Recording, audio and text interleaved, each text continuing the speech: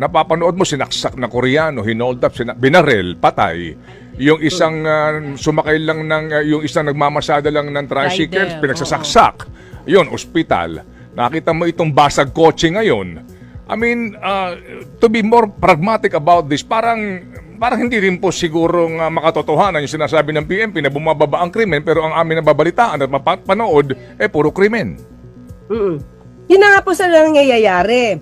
Kaya yan din po yung pag-uusap namin sa mainstream kasi po, ang na-news talaga, yung mga isolated cases na tulad niyan. Kasi ako po, ngayon, paglabas ko sa bahay, wala naman ako nakikitang saksakan. Pagpunta ko dito sa palengke, wala naman ako nakikitang snatching.